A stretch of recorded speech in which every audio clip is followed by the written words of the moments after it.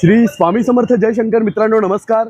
मी आज आलो आहे आप्पाबळवंत चौकामधील म्हणजे मेहेंदळे वाड्यातील सद्गुरू शंकर महाराजांच्या अतिशय महत्त्वपूर्ण स्थानी हा नवीन मठ आहे. मी आज पहिल्यांदा आलो आहे. तर शंकर बाबांचं दर्शन करवतो. ताईसाहेब मेहेंदळेंच्या वाड्यामध्ये शंकर बाबा पुण्यात असताना इथे राहत असत. तर आपल्याला हा सगळा जो दिव्य इतिहास आहे तो शंकर बाबांच्या चरित्रात माहिती आहेच. तर मी तुम्हाला हे स्थान दाखवतो. या ठिकाणी ताईसाहेब मेहेंदळे राहत असत आणि या ठिकाणी शंकर बाबा पुण्यात असले की नेहमी येत असत. महाराज दत्त जयंतीच्या सप्ताहामध्ये इथेच राहत असत, थांबत असत. आप्पाबळवंत चौकाच्या अगदी मध्यभागी अगदी चौकामध्ये आपल्याला मठाची ही वास्तू दिसते. मठाचा हा मोठा फलक आपल्याला बघायला मिळतो. या कमानीतनं आपण जेव्हा आत जातो तेव्हा आपल्याला सद्गुरू शंकर बाबांचा हा नवीन झालेला मठ, जिथे मेहेंदळे वाडा होता, ही वास्तू, ही जागा सद्गुरू शंकर बाबांच्या पदस्पर्शाने पावन झाली आहे. मठात गेल्यावर सर्वप्रथम आपल्याला दर्शन होतं ते मारुतीरायांचं. महाराज हे चिरंजीव असे मारुतीराय आहे, याचं हे द्योतक. विशेष म्हणजे या वास्तूमध्ये, या जागेमध्ये सद्गुरू गजानन महाराज अक्कलकोट यांनी सांगितलेलं अग्निहोत्र नित्य होतं.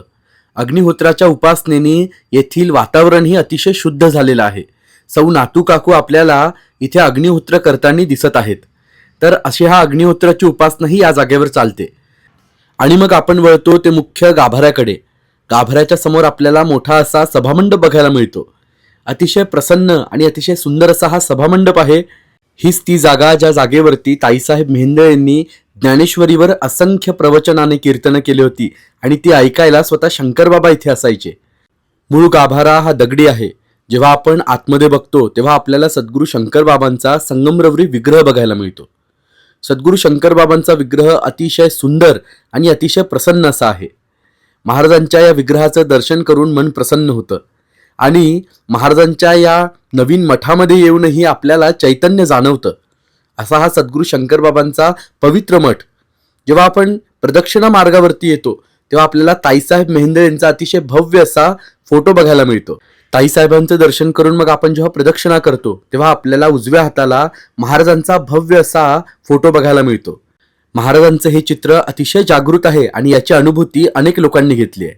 तर असा हा सद्गुरू शंकर महाराजांचा नवीन मठ आणि या जागेचं महात्म्य, या जागेचं महत्त्व आपल्या सगळ्यांना माहिती आहेच. तर नक्की आपण एकदा सद्गुरू शंकर बाबांच्या या नवीन मठामध्ये या आणि सद्गुरू शंकर बाबांच्या चरणी नतमस्तक व्हा. श्री स्वामी समर्थ जयशंकर. नमस्कार.